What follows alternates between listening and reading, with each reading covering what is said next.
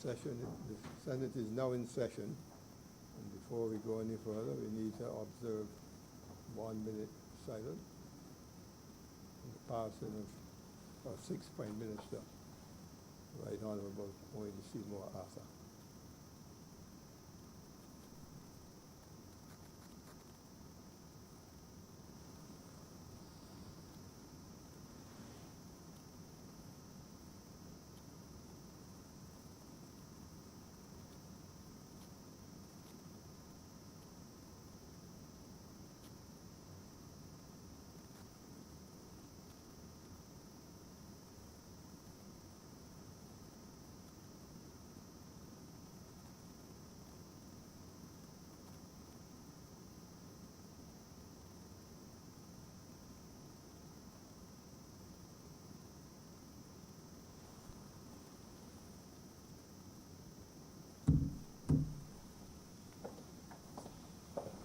May he rest in peace.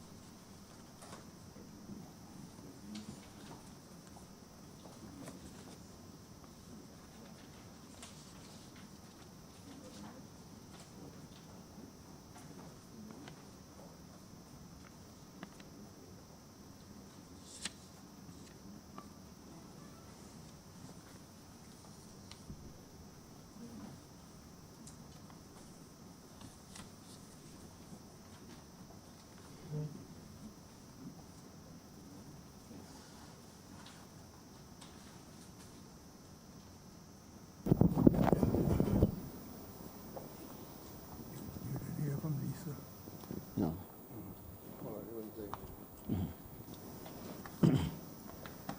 Messages from Her Excellency, the Governor General. Announcements by Your Honor, the President. I've heard from Senators Moore, Maynard, and Rogers that they will be joining us later. Unfortunately, they could not be here for the start of this session.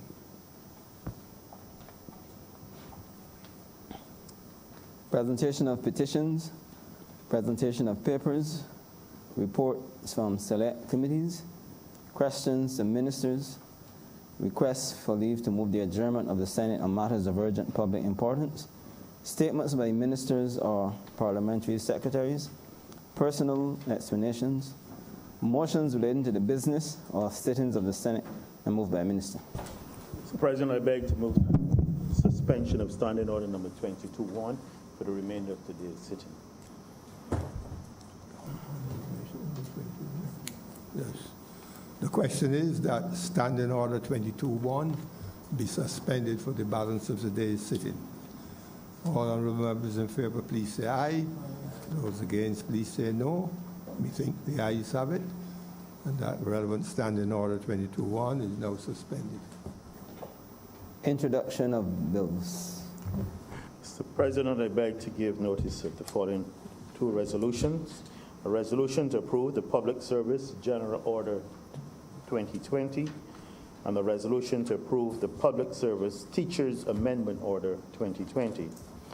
I beg to give notice of the Representation of the People Amendment Bill 2020, and I beg to give notice of the Employment Prevention of Discrimination Bill 2020. I beg to move that those two bills be now read a first time.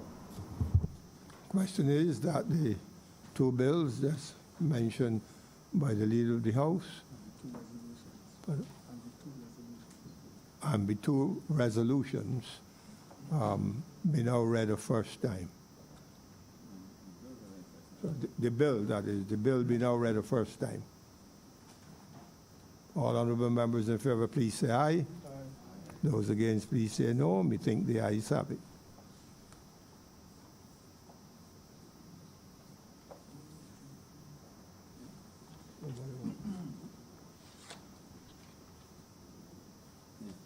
public business. Public business is now the order of the day. Order number 2, sir. In the name of the Honorable Leader of the Senate, to move the second reading of the Integrity in Public Life Bill 2020.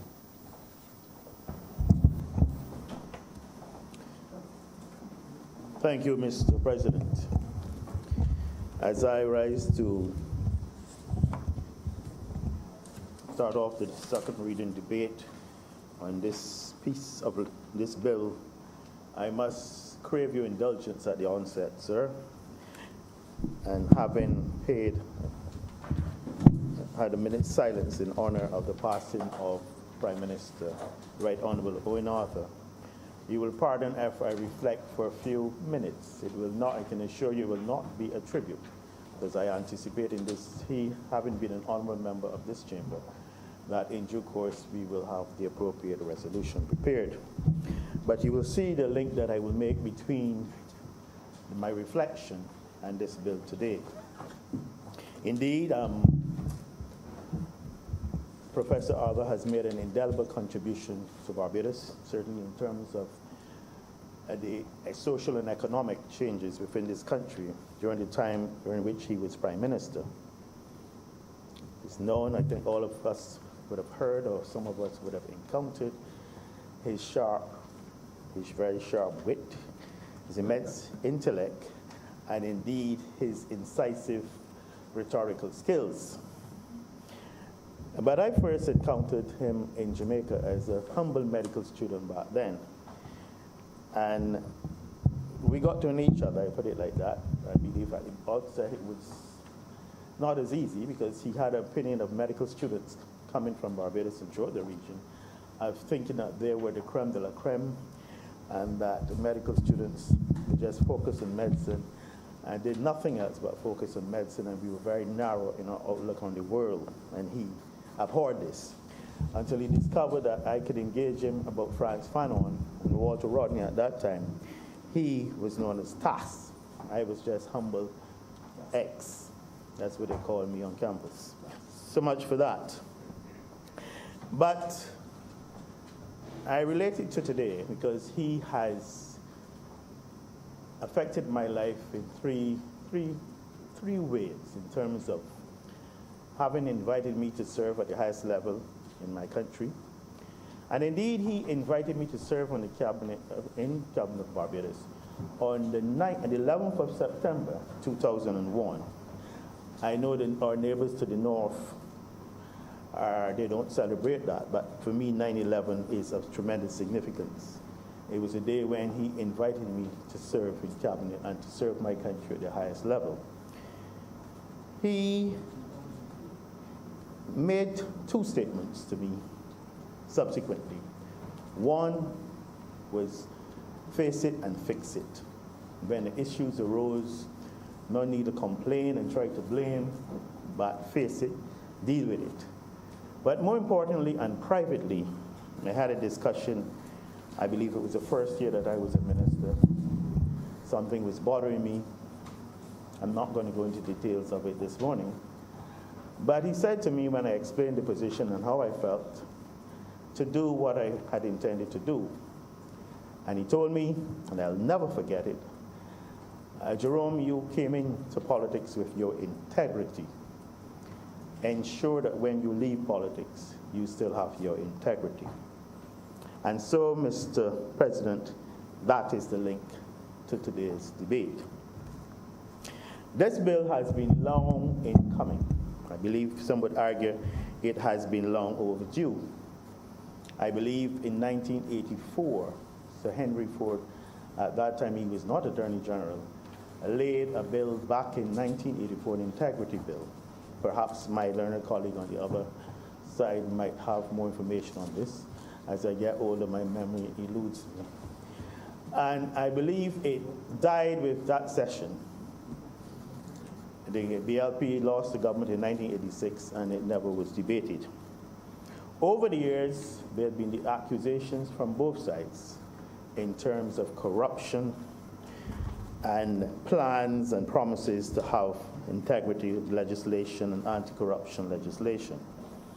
In 2008, during the campaign, the Democratic Labour Party made much weather of having an integrity bill in place, and they went across the length and breadth of this country stating, and it was in the manifesto, that within 100 days of being elected and returning to office, that they would bring integrity legislation to the Parliament of Barbados. Like many of their promises then, it was just wild imaginings. And it was not until their second term that they actually brought an integrity bill to the House of Assembly. That bill was debated, second reading, as it went to select committee, in which members of the opposition then participated. And at the end, having ignored many of the suggestions made by persons who sat on the select committee, it was passed. I believe it was 2017. However, it was never proclaimed, so it never became a statute or law in this country. Sir, you would be well aware that whilst we were in opposition, and during that period, that the Barbados Labour Party set about preparing its own draft integrity bill. We put together a number of best legal minds in the country, across party. There were BLP members, there were neutral members, and indeed there were perhaps one or two DLP members who had covert discussions regarding this prospect. And indeed there was a group in Barbados, I believe it was Integrity Barbados, which was advocating, and we had meetings with them in terms of the issues raised.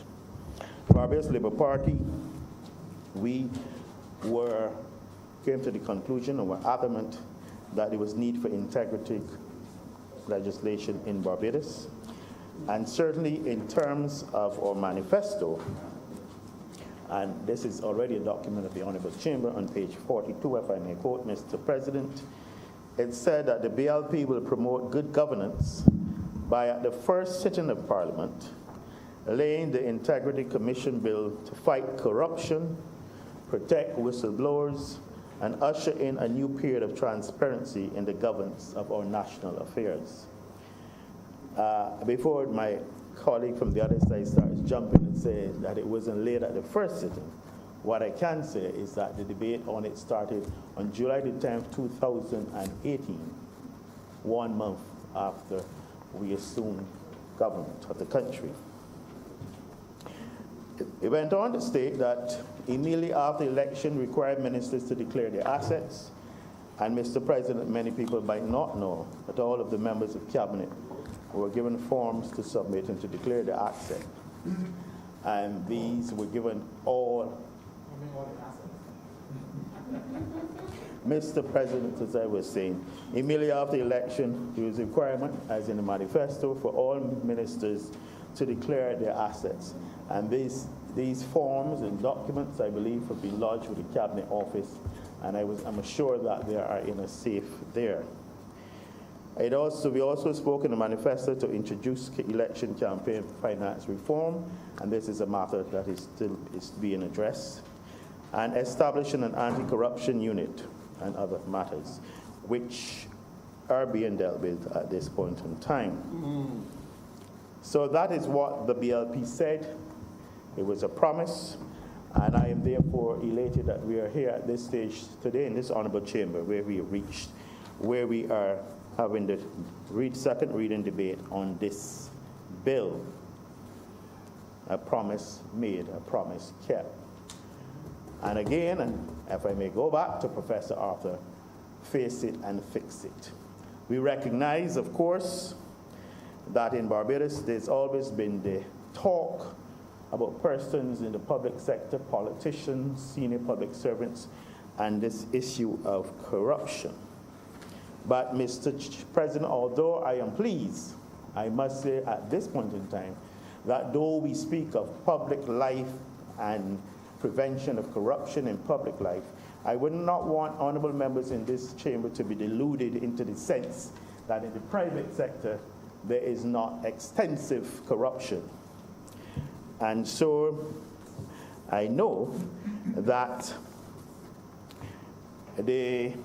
another pet peeve of Professor Arthur was this issue in Barbados in terms of the feeling that all politicians, all public servants were corrupt, and indeed that some of these accusations were being made by persons in the private sector who were indulging and, if I may use the verb, encouraging these manifestations of corruption by those in the public sector. So let us put it there that this is part of improving or reducing the level of corruption in society by bringing legislation to address that in the public sector. Clearly, corruption in the private sector is another matter and another issue that the society as a whole will hopefully deal with in ensuing years. Mr. President, the issue of corruption is a global problem. I believe I was reading recently a magazine, and it said that yearly, globally, $1 trillion US is paid out in bribes across the world, and that as much as $2.5 trillion is stolen through corruption. And a lot of this happens in the so-called developed world. We always hear about the developing world and banana republics in Africa, but a large part of this occurs in the so-called developed world. And in Barbados, historically, we have had the accusations about persons, and these are commonplace. I mean, where it depends on where you go. Often Saturdays you're relaxing, you can hear all sorts of stories about accusations of corruptions and persons speaking with a certain self-assuredness of though they have all the details and the information. But I gather that some of them, in some cases, when asked to come forward and offer evidence, then you hear all sorts of stories. But they were willing to speak about this so-called corruption and name persons. There have been unflattering references to politicians, especially post-independence in Barbados. I think, Mr. President, you'll be well aware of them. All of us have been accused. And when they speak of corruption among politicians, there is no not him, not her. All of us are painted with the same brush. Indeed, in this honorable chamber, though there is a category of independent to the average person out on the street in Barbados, all of the senators are politicians, be they B, D, independent, whatever, PDP, I believe that is a party too. They are painted with that same brush of accusation. Yes, Senator Drakes. All of us are painted with that. And indeed, the social media has assisted this, would be putting it mildly, because now you're able to put out there information that is factual, non-factual, fabricated, out from the imagination, and persons spread it and take it as gospel and believe it, depending on their perspective. Indeed, Mr. President, the politicians are to blame to some extent. We well remember an election campaign in 2008 when we heard accusations about the extension of the highway, and we heard about it was highway robbery. We heard that the late Prime Minister, regrettably late Prime Minister Thompson, had the lists of all of the Swiss account numbers for the members of the BLP cabinet. Mr. President, I was part of that cabinet. And I have never had an account, certainly in Switzerland or Europe or North America, so I don't know what sort of list it was, but it was taken as gospel. And indeed, we live to see that while we were talking about highway robbery and Swiss accounts, we then had the whole issue of CLICO and the interlinkages and the entanglement that was not corruption. So it just goes to show how we as a class, by criticizing and berating each other and creating false stories just for the purpose of a vote, that we have encouraged this feeling in Barbados. And so we had, in 2008 again, the promise that there would be absolute transparency and good governance on the part of the DLP at that time. At that time, I said, because clearly, once that was written and printed in the manifesto, it was removed from their psyche, certainly in terms of transparency and good governance. And this would have led to the revelations of the last Public Accounts Committee report, in where it spoke about contracts for $21 million and $19 million, and contracts moving from $19 million to $27 million for the building of national housing units. And not a single tender, nothing, not one. And indeed, the Auditor General's report in terms of the award of contracts and the acquisitions at the Barbados Water Authority. So much for good governance and transparency. And so this bill, and if you pardon if I read the object, the bill will establish a regime including an integrity commission to promote the integrity of persons in public life and strengthen measures for the prevention, detection, investigation, and prosecution of acts of corruption. And that is just an extra in terms of the object. This bill will help to create the milieu for us in terms of bringing greater transparency and good governance to Barbados. And indeed, though persons may have issues in terms of their assets and privilege and privacy, it will indeed help persons in terms of protection of their reputations. And no doubt, in the end, with public education, will try to give some level of comfort and confidence to the average citizen of Barbados in terms of our systems, in terms of their views on our systems and practices being corrupt. And indeed could perhaps lead eventually to a new view of the politician and public sector officials. And I know that Senator Boyce is at idem with me on this. We have spoken about it, and he certainly feels, and he said so, that this will bring us closer to that dream of his. Mr. President, we are at the second reading. Get it. I don't believe that Mr. President, I know you can't hear as sides, but I don't believe that the honorable member on the other side is disassociating himself from what I just said. But in terms of the process, we are at the second reading. And I must say that it has been a long process. It started, as I said, in July 2018, second reading, and the decision to go to a select committee. And indeed, some members of this honorable chamber served on that select committee, and I expect that they will have some input in today's debate. I am informed that there were 13 sessions at the select committee, and they received several oral and written presentations from various groups, individuals across this country. The bill had been posted on the website and comments were made. And indeed, there is a report of the Joint Select Committee, Mr. President. I was fighting with it for the last couple of days. Several pages. I thought it was impossible to use the technology to scroll up and down something. It was easier to open it and scribble and mark it up. And it has not been completed. And a new bill has been produced by the CPC based on obvious submissions which were made to the Select Committee, and indeed based on decisions of this select committee. And there is a table of concordance in terms of the major changes that were made. And I don't plan, Mr. President, to go through all the debates and all of the clauses of this bill today.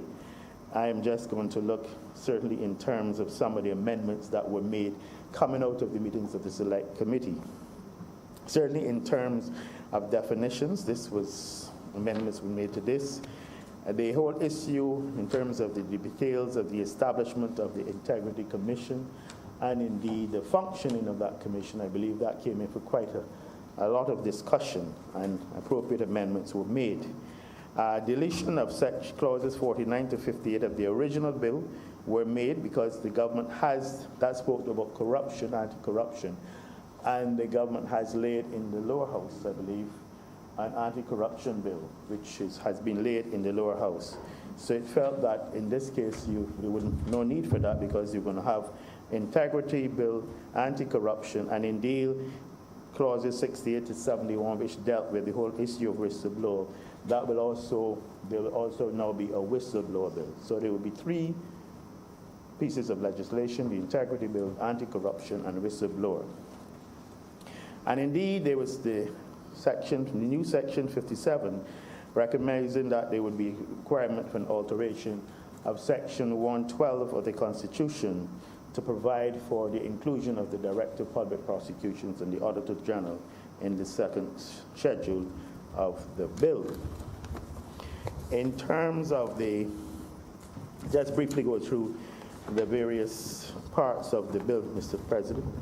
When you indulge in, of course, part 1 will deal with the definitions, etc. Part 2 deals with the establishment and function of the commission. As I said, this was an area which there was much discussion at the level of the Joint Select Committee. Part 3 deals with the declarations, and the declarations requires all persons in public life who are specified in the second schedule that every 2 years there must be declarations of their financial affairs with the Commission. It also speaks to the examination and it explains the steps the Commission will make in relation to these matters. And Part 4 speaks to what is registrable and what are prohibited interests. Part 5 speaks to the whole issue of gifts and requires every specified person who receives a gift worth more than $2,500 to report that to the Commission. Part 6 speaks to the conduct in public life, and there was a whole issue in terms of a code of conduct, and this is also one of the schedules, and this is another area that I believe there was much discussion about in the Select Committee. Part 7 deals with the power to require further information and to conduct investigations. Part 8 gets into the whole issue of investigations. And then there's, of course, the Part 9, which is miscellaneous. So they're all in all 58 clauses, I believe, and I don't intend to go into them in much detail. Mr. President, there are various schedules. Obviously, the first one has to do with the Integrity Commission itself, its composition. And it says the members of the Commission, a person who's held the office of judge in a superior court of record in any part of the Commonwealth, appointed by the Governor General after consultation with the Prime Minister and the Leader of the Opposition. B, an attorney at law with at least 10 years standing, whose name appears on the roll of attorneys at law pursuant to the Legal Profession Act, and will be appointed by the Governor General after consultation with the Council of the Bar Association. C, a chartered or certified accountant of at least 7 years standing, appointed by the Governor General after consultation with anybody, which in his opinion represents chartered or certified accountants in Barbados. D, a member of the clergy appointed by the Governor General after consultation with the Prime Minister and the Leader of the Opposition. E, a person appointed by the Governor General on the advice of the Prime Minister, and if a person appointed by the Governor General on the advice of the Leader of the Opposition. So in the selection and the members of the Commission, we can see a transparent and equitable process. It speaks to the appointment of a chairman, and the Governor General speaks to that, will appoint a person acting in his discretion or her discretion, appoint a member of the Commission to be the chairman. And indeed in that schedule it deals with the functioning of the Commission. And the second schedule speaks to the specified persons in public life, and it lists the various areas where and the persons to be come under the remit of this bill. The third schedule deals with the issues of the forms for declaration. I think the third schedule deals with the declaration from the 4th schedule deals with the code of conduct, and indeed the 5th schedule speaks to the oath of office that the various members of the commission will be asked to fulfill. Mr. President, as I said at the beginning, this is a very important and historical bill in terms of Barbados. It is a promise that the government made in their election campaign, and they have kept it. As I said, there is a bill coming, anti-corruption, which has been laid in the lower house. And it speaks to the government's intention to bring about a change in the way that we do governance in Barbados, to improve governance in Barbados, to make it much more efficient, recognizing that, like other countries, there are huge savings that can be made if we are in a position to root out aspects of corruption within government, and to introduce a more transparent and equitable system in terms of the governance and the procurement in governance in Barbados. Mr. President, I expect that other members who served on this in the Joint Select Committee will have quite a bit to say.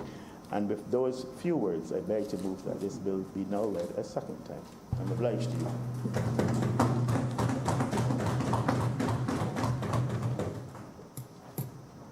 Senator Franklin. Thank you very much, Mr. President. I too will not be long. And this bill was intended from the outset to regulate thieving politicians. That's what it's all about. You know, because the system in this country, sir, is that everybody was crying out that the politicians are stealing, everybody, and whether they're stealing or not. You heard that there were, and over the years, I remember as far back as Tom Adams, there was talk about prevention of corruption.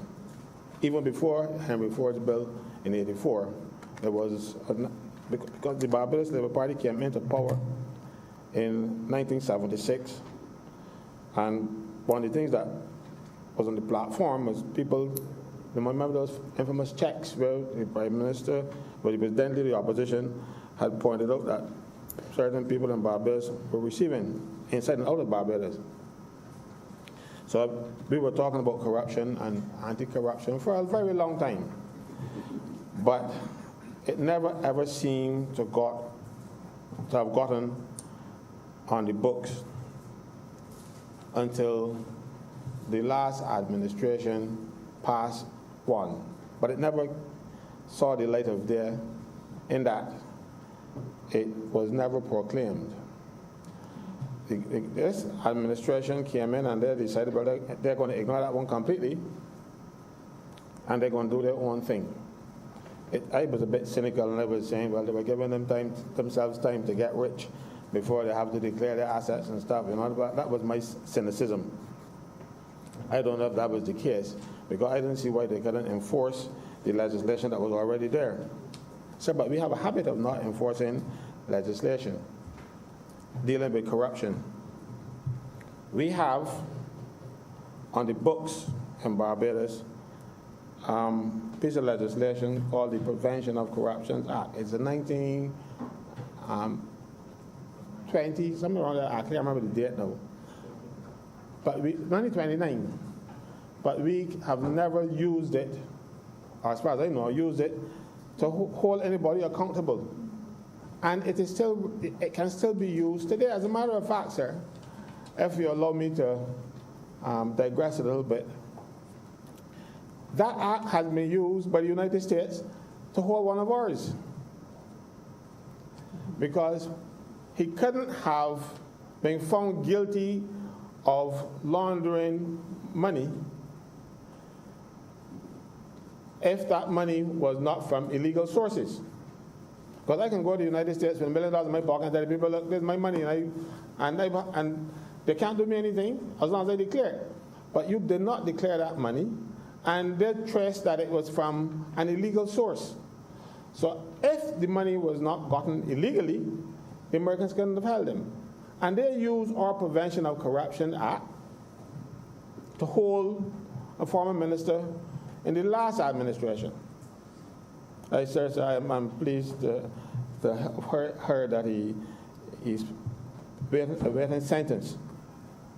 I hope that would have been enough to discourage a few. Or at least if you're not discouraging a few from stealing, at least not carried it to the United States.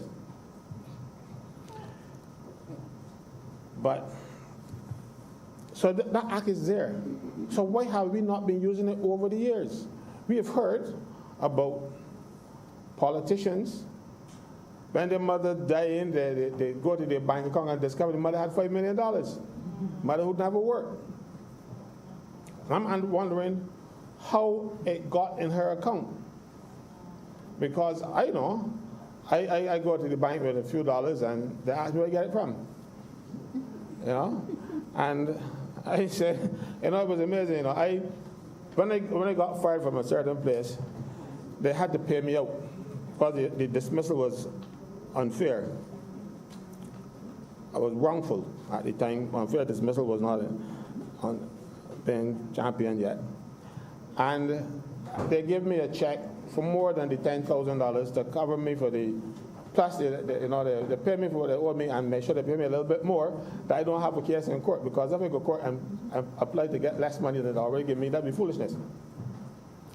So I go to the bank, to my bank, which was, by the way, also their bank, with a check. And they asked me where I get the money from. I said, from in there. You got the money in there. So I ain't got to tell you where the money come from. You already have it. I didn't bring cash to you and conquer it and give you. I brought a check on one of your clients' accounts. They have the money in their account, and they transfer it to mine. And even taking it off and go, so they come back with it. So what you want me to declare where I get it from? You know where I get it from. I get it from you. So we had a big argument. Eventually, I was able to prevail, and they didn't have to fill out any forms, because I thought it was foolishness. And I don't like to participate in stupidity. That was stupid. They told me, no, you guys, I said, I'm not filling out anything. Simply because they knew where I got the money from. It didn't like I came in there one day with a paint skillet full of money and start, and they thought, no, I got a check. So we had legislation already in place, but we wouldn't use it. I've heard it said that you couldn't backdate this legislation, but you have legislation that was already on the book since 1929, so you could have used that. And the Americans showed us how we could have used it. So thank you, United States, because that has put some fear in politicians who might be tempted to do the country. You know, sir, just by the way, I was also offered by that same company some money in terms of probably wanted me to sell out one of the people that was representing. I said to the person, you know, I can't work for you and them. So I never got the commissions from the policies. I never brought to them. So they were trying to get as many people as possible to corrupt. So so it is not new. But thankfully, sir, I have never been tempted by things like that. Or not. I too, when I went to the United States to look for my son, I might still be there now. So it is still good that I was able to resist the temptation. But I'm wondering, sir, if we didn't have this legislation in place and we had the other one, why have we not been using it over the years? I understand, sir. I understand that the investigation might be a bit difficult, but the police have done lots of investigations, and they have been able to come up with things that you didn't expect. But so we should have allowed the investigation to proceed. Because let me tell you something. You have a man who is a pauper. He gets into public office. You know his salary. And we had lots of those, you know, especially in last administration. We had a lot of paupers there. So Do you know how much money he's making a month? Everybody in this room, I know the salary of, because it's published in the official gazette. So if you get a salary of, let's say, $16,000, salary and allowances and stuff, and you end up, after 4 years, having saved some of it, and saved some of it, you end up with $5 million, you've got a problem. After 4 years, you can't save $5 million out of your salary as an MP. So that is enough to give me reason to investigate you. And you don't have to go far. The Income Tax Act provides a mechanism where if you are showing that you have all this substantial income, you would have to pay substantial taxes. And having not paid the taxes, then the Commission of Inland Revenue could have made an assessment. That's what they did with Al Capone. He killed a lot of people allegedly, and they couldn't get him for murder, but they got him for tax evasion. So we have those same laws in Barbados too, but we were not using them. And we are not using them because it did not benefit, or it was not, but we heard in our friends. You know, people say all politicians are friends. I don't think that is true, because I know people who are not friends with each other. But you probably not want to do it, because when their turn comes, they might investigate me. And I suspect that is why we have never had politicians, especially, under the kind of scrutiny.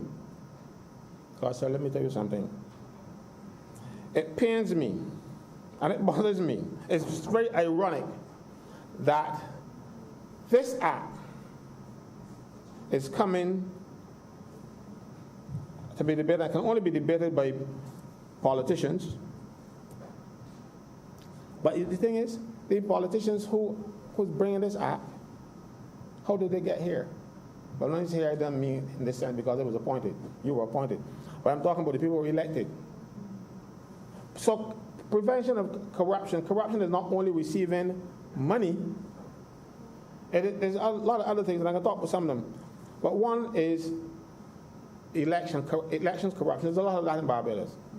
Even though we are told that we had free and fair elections, that's a big joke. I can't remember an election that was free and fair in my lifetime.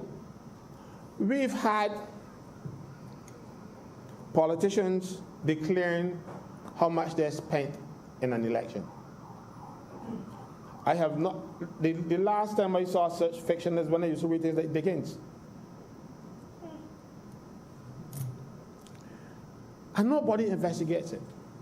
Even though there is an authority that should scrutinize those election returns and then if you have breached those regulations, you can forfeit your seat. But people submit anything, as long as you put it in on paper and send it in, no investigation. I remember some years ago, I took it upon myself to go into the registry and request copies of the returns.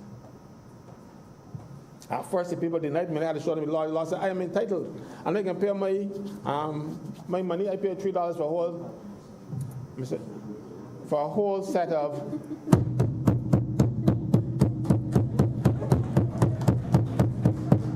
I hope you'll forgive me for that, sir, but I welcome the new minister in our midst. So I went to the registry, as I said, and I got election returns. And it was such fiction. We had people who did not have a phone in their campaign office. They never declared it. You remember ever having an election where there was no phone in the office? That should have sent out a red flag to the chief electoral officer to say that something got to be wrong with this thing. We had people who didn't have any posters. But I saw posters. I put on some of them. So I know they had posters. But those, they never declared them in their returns. And they can't tell me that the party paid for them because the party didn't declare that they had paid for them either. Because for each person, every time you receive money from anybody, the person who receives it has to declare it. And the person who donates it, they also have to file a return with the electoral office. I remember hearing a politician, seeing him cry recently, not a politician, a businessman, and he said that he's given money to both political parties. I said, that ain't true. You know why? Because you have never filed a return with the electoral office to say that you have given X political party or Y political party any money.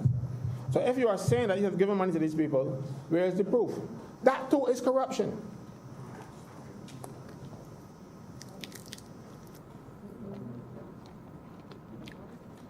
But nobody deals with it.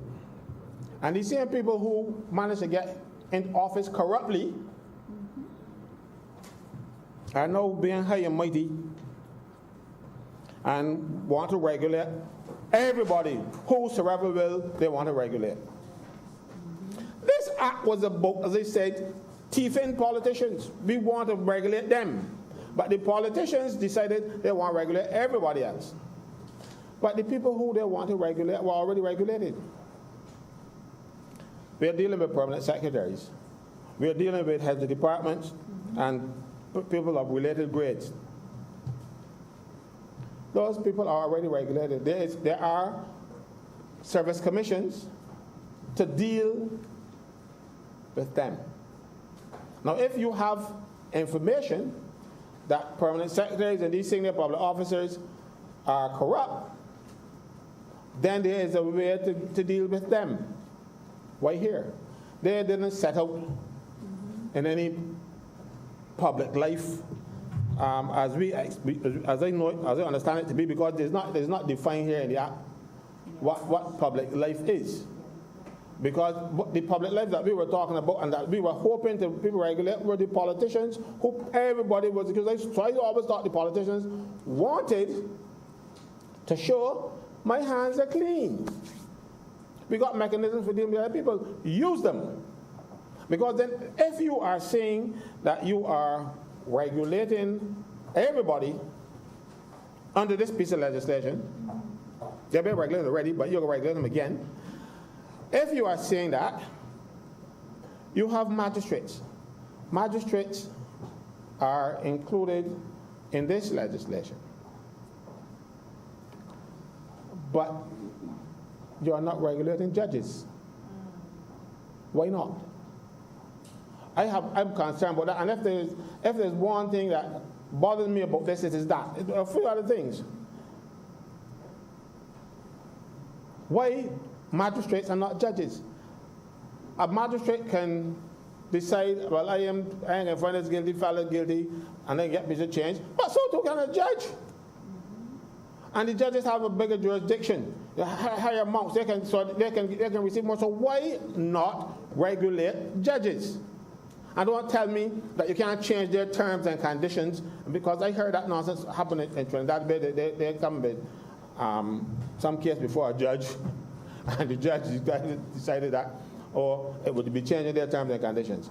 Their terms and conditions, you can change the Constitution, as we're doing here now, because this act has to alter the Constitution. So if we are saying that, no, alter the Constitution to include them. If there's one thing that will cause me not to support it, is that. Because you can't be, on one hand, saying you want to regulate people, and then you're going to selectively take out people who can. And I'm not saying they do or are or anything like that. I'm saying who can be subject to massive corruption. And so if you are leaving out judges, leave out people who are junior to them like permanent secretaries, leave out deputy permanent secretaries and heads of departments. Because, as I said, there's already mechanisms in place for dealing with them. So, and let me stick to the politicians in this act, because we want to make sure that the politicians are above board. We've heard rumors. I remember, for example, as a little boy, we've heard about politicians stealing, and it was more like folklore. You know, everybody used to hear about it. So I'm happy that the government is taking the step to regulate people, but I think they're overreaching. They're overreaching. So I cannot support that aspect of it, and so I can't support peace and not peace. So if you take these out, you have my full support. But I am not going down the road with you. I represent civil servants every day. And when they get into trouble, they come to see me. And so I know that there are rules governing them and rules governing their conduct. Take it out. If you want my support, take it out. But you don't need it, but if you want it, take it out. Because I am not going on that road with you. Is it not a politicians want to pull everybody in the mix? This is about them. This isn't about anybody else.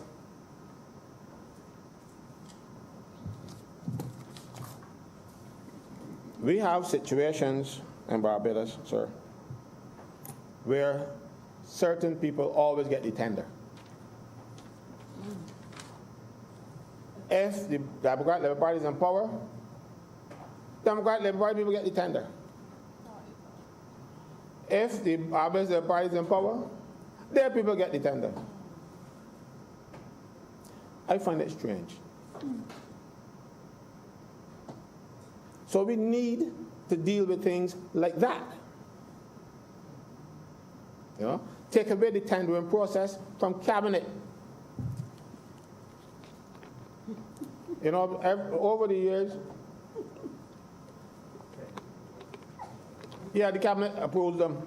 And then what you do, sometimes you come out and you say, oh, this service or whatever we are doing cannot be done by locally or not, or only a few people, so we can pick somebody. But you want to test the market.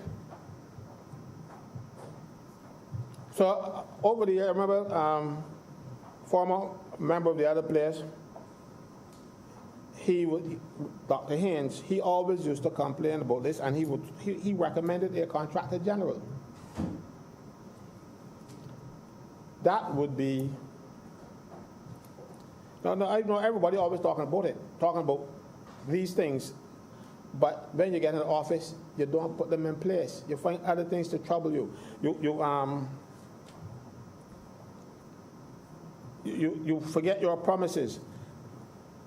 All you need to do is to set the cabinet set the policy and put your officers in place to deal with the process. But you get too much hands-on, and as a result, that's why people think that politicians, that the ministers are corrupt, because they get involved in things that don't concern them. Now we see, like for instance, in the one I spoke about earlier, where the minister was able to call people about insurance and that kind of stuff. Not his job. But you see why now?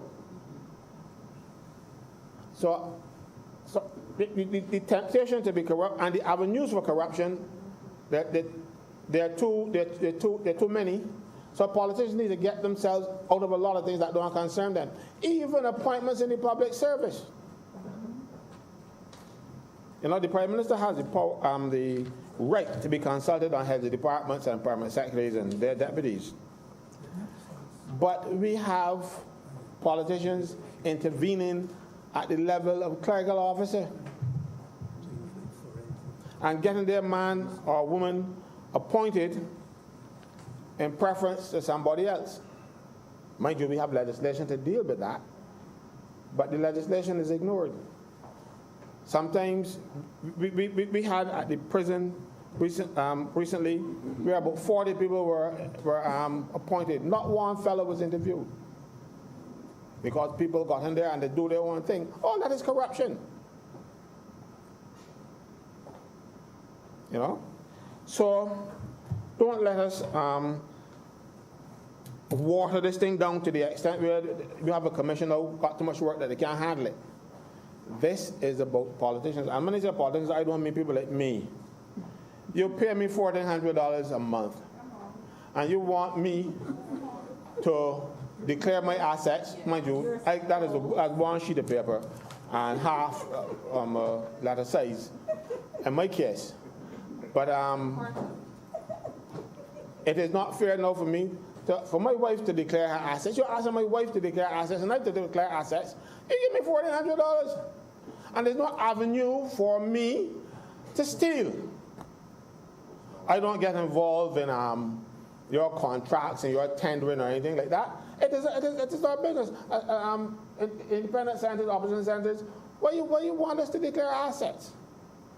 You know? Yeah? Because we are not all made of the same thing. If you're saying members of the Senate who are cabinet members or parliamentarians and stuff, so be it. But you are telling me that I don't have to spill my guts before the Integrity Commission. Mind you, I don't have a lot of things to spill, but it seems to me that if you're asking me who get $1,400 a month, you're going to start asking everybody, go, $1,400, that's going to be from made up. From made up in the public service. So I think you need a rethink, and I spoke about this in the Joint Select Committee, because I think it is unnecessary. It is giving the Commission too much work to do where you do not have the avenue for corruption. What are you going to do? Come in here and do what? But they don't pay me the money anyhow. So I can decide I can sell my vote to who? You know? You can always vote me, the only two of us over here. So you are overreaching, trying to give this act more than it needs. But when you do that, it takes away from the politicians who should be the subject of this act.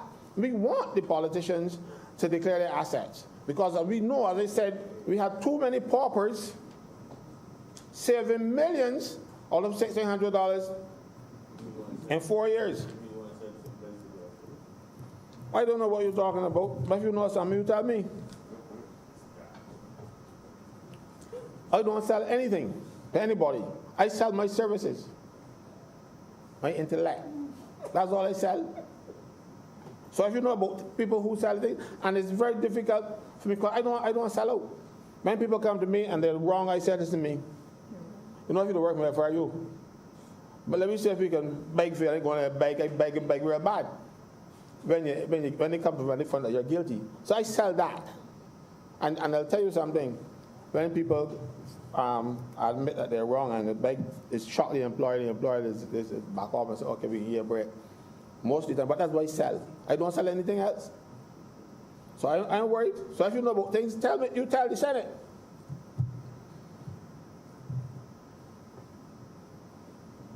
So my other problem with this thing, is, apart from the civil servants who are being regulated, is who else shouldn't be? And I offer me for, you know, you give me $1,400, and you want me now going to spill everything. Mind you, as I said, but me, no, it ain't much.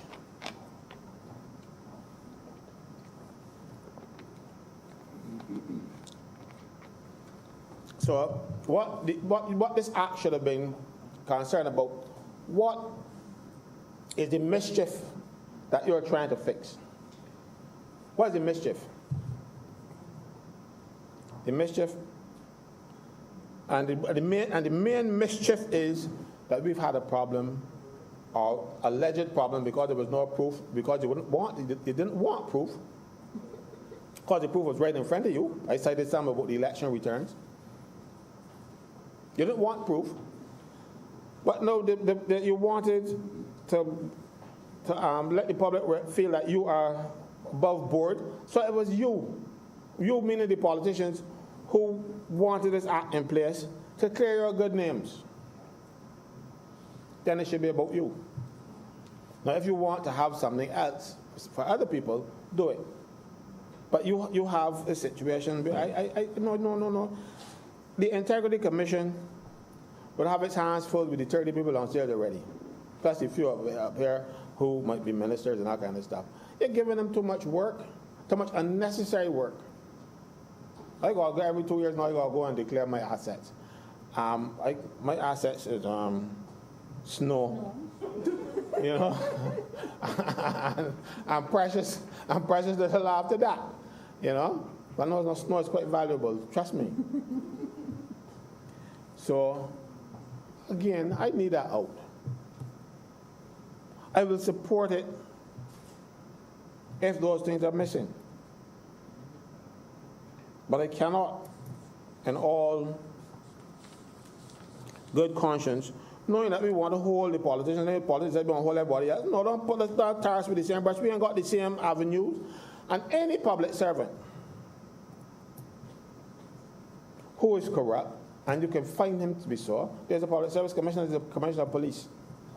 You know, the police don't like to deal with the politicians when they have to, because the police frightened know that there will always be a sergeant if he's a sergeant, and he will never get past there. He wouldn't have that with people like me.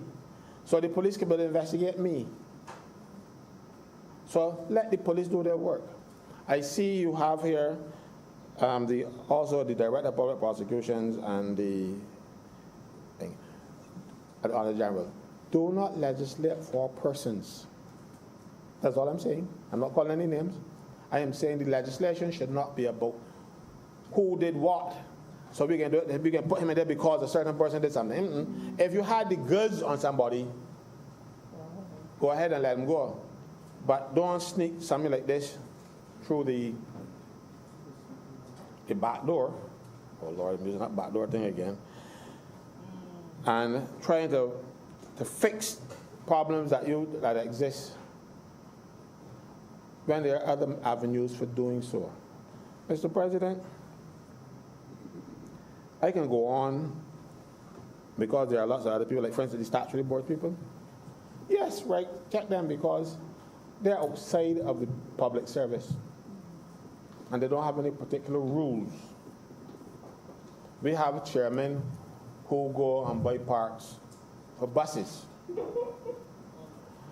And, you know, so regulate them because they are not bound by any particular rules. But the civil service, there's the general orders, the public service regulations, the Public Service Act, even the Income Tax Act, to hold you if you got more money than you can account for, everything else. So leave the civil servants where they are and concentrate on the problem. You know? I hear somebody look at me and tell me, oh, you know, customs officers got these big houses and things. Why customs officers got a big house? You know, most of them work for them. Because customs get a lot of allowances for doing work after hours, and they're paid for them, and they're paid nicely for them. So if you can get, you know, so but if you have information about a corrupt customs officer, then deal with him or her. But you don't. But because there are avenues for doing so. So don't tell me about customs officers. We can deal with them if you find them. But we didn't have any to deal with the politicians. And the politicians were getting away scot-free from the time Adam was a lad. So this is what this bill should be about. And I would have no problem supporting it. I pointed out where my difficulties are. Yes, if you look at the second schedule there, you have every conceivable board and government institution listed as the people who are heads of these boards and stuff. And I can understand when you have like the Water Authority who spend over $1 billion and nobody knows where that $1 billion went. So yes, let those board people who come into office, and if you are going to make them board chairman, allow them to declare their assets because they have avenues for getting their hands on government money. But the poor fellow who didn't sign on for this public life thing that you're talking about, the senior civil servant, he didn't sign on for this. He don't want you to know his business. That's why they remain and should remain in I don't want to say secret, but you shouldn't. The politicians are the people who face the public. The civil servants who serve them and should serve them, and whichever politician comes, whichever party, the civil servant should remain anonymous and do their job. If you have a problem with them, deal with it with the rules that exist. There are more than enough rules. So I am saying to you, leave out the civil service out of this. But if you're going to put them in, put in the judges too. You can't have it both ways. Not that I know of any judges that are corrupt, but there's potential.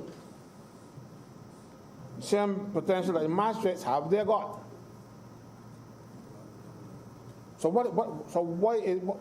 Explain to me the rationale behind leaving out the higher judiciary and bringing in the lower fellows. You know? Let me give you an example. If you want to bring in everybody, you got a court martial,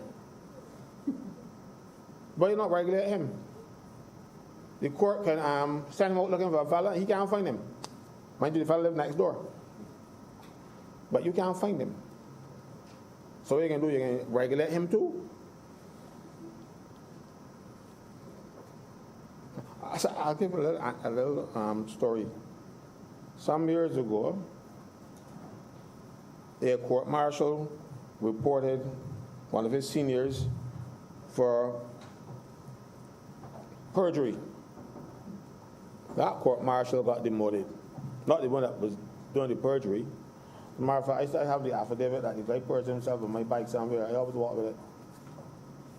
Yeah, here it is. This guy, the guy who did the perjury, was influenced by a politician who said, look, this is my friend, so don't lock up he. So the particular marshal, the senior fellow, withdrew the warrant. But the guy turned up to court on a summons this time, and the marshals held him. And we have a thing said, they can't be found. I got it here. He can't be found.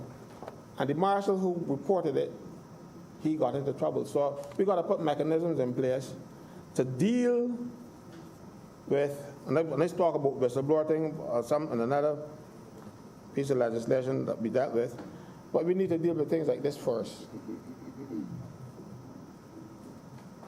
I can call names, but I didn't give the president the notice that I will call any names inside here.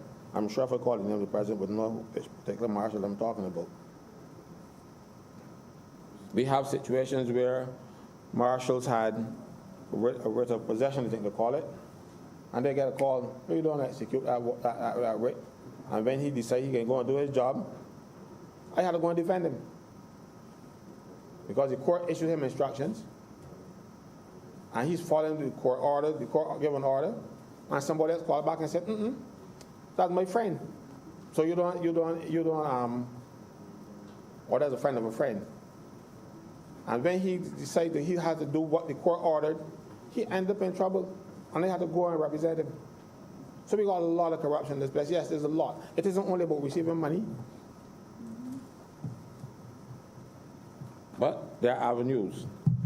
And the Public Service Act makes it an offense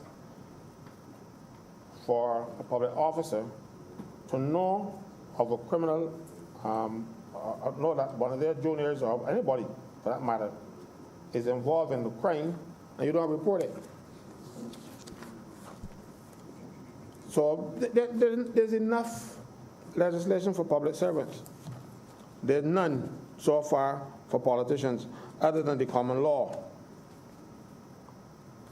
Misfeasance in public office and malfeasance in public office and stuff. We got those, they're still on the books, but nobody ever lock up anybody here. I know you want to pull everybody in to your confusion. The public want the politicians regulated. They want to know what they're doing. They've been talking about the fella down the line who is subject to various other rules. Mr. President, I've said that so many times it's funny.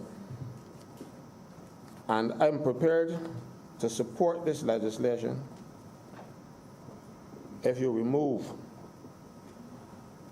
the requirement for magistrates, permanent secretaries, and heads of departments. And I will be the first person to vote yes. I'm not voting for it because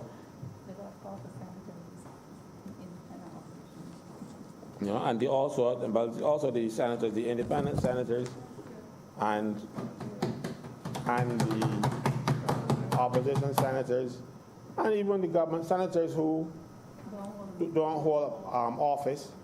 Why should you be prying into their personal lives like this? You know, we want the politicians who have the opportunity to get their hands on. And nobody can bribe me.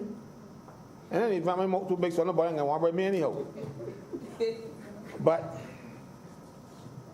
they want to see the politicians who, over the years, they have alleged have been in corruption.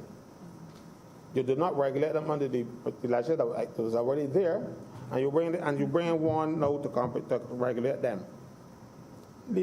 Fix that. Leave everybody else. Let me deal with politicians. Then if you want to do something else, let me do one for everybody else. You know. But you're getting confused, or you might be deliberate, because when the commission got so much work to do, they ain't gonna get a chance to deal with yours. Sir, I said I will support this legislation if you fix it. That's one of the fixes. I sat down in the Joint Select Committee and I made certain recommendations. And these were part of my recommendations, and I still believe it because nobody has convinced me otherwise. I am willing to be convinced otherwise if you can. But you haven't, and as a result, I cannot support this thing. Thank you so much, Mr. President, for indulging me. Thank you, sir.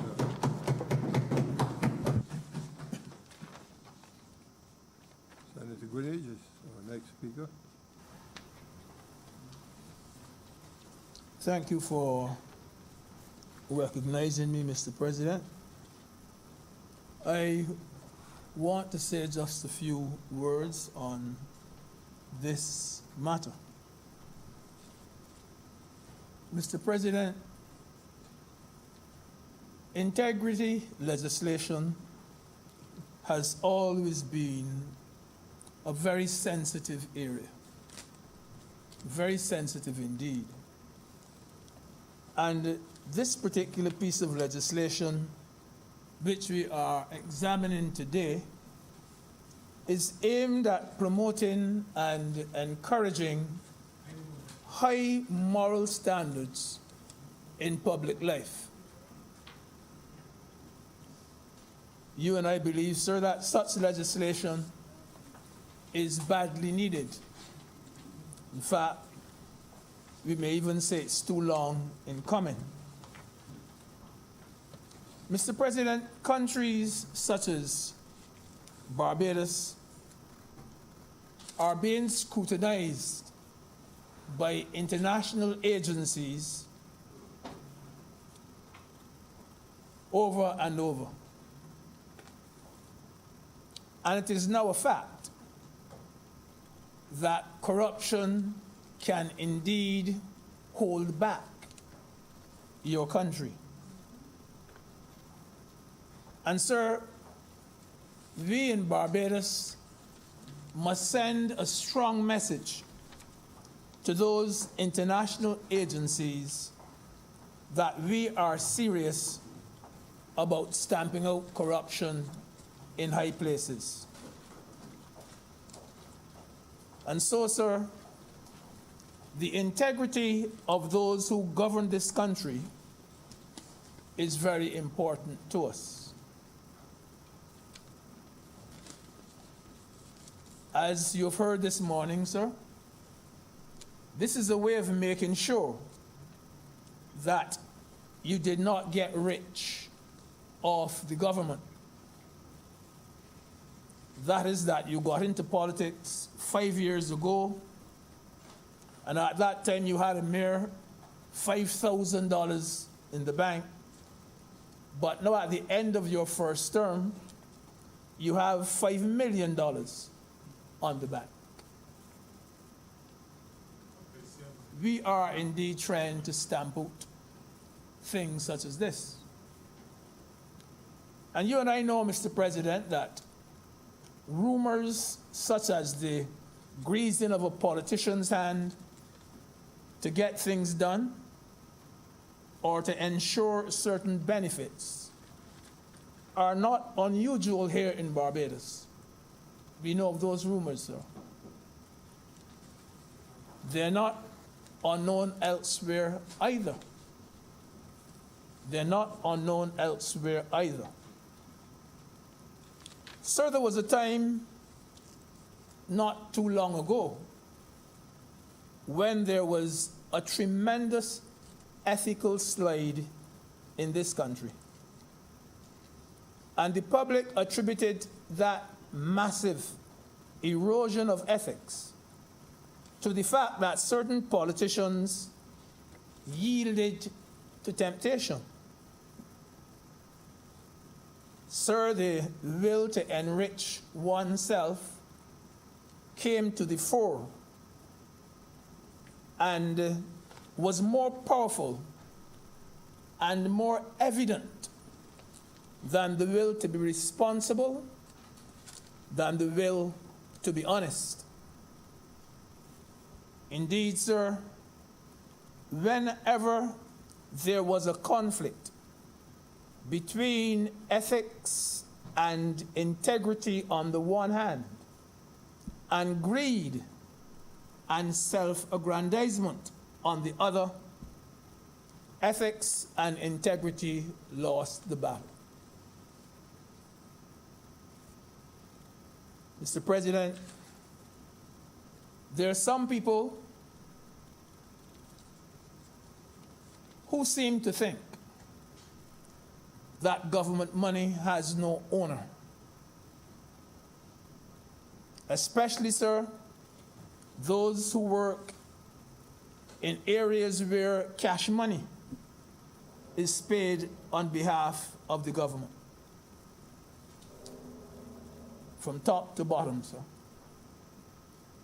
And sir, can you just imagine, sir, that persons have got into trouble for pocketing maintenance money from the courts? Sir, the problem is that the more you do it and succeed in doing it, the more you want and the more greedy you get and the more you continue to do it. Because, sir, you seem to get numb and you do not even realize that it is something wrong which you are doing. So, sir, the bill that we're discussing today shows that government is indeed serious about stamping out corruption. I believe, Mr. President, that it sends a very strong message that this particular government will not be tolerating any acts of corruption. We will not be continuing from where other people left off. Indeed, sir, we want Barbados to be seen and recognized on the world stage as a country which frowns on corruption. Sad to say, sir, that is not the reputation that we have now. Many people, sir, will want to offer a bribe. That's the offer. But, sir, the deal is not complete unless someone else, the public official or the politician, is willing to accept that bribe. Unfortunately, sir, many believe that that is where the public officials come in and seal that deal. I know of a fellow, sir, who requested in the registration department, in the birth certificate section, requested that someone change the information on his birth certificate to make it appear that he was 10 years younger than he was. And he said all he wanted done, it isn't a big thing, all he wanted done was a 5 changed to a 6.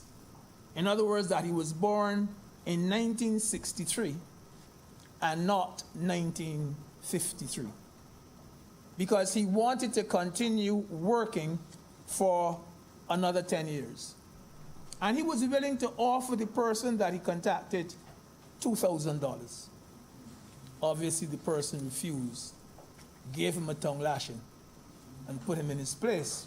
But this only shows you the kind of approaches which are made to some of our government workers. And, sir, where the politicians are concerned, I think, sir, that it is indeed very unfortunate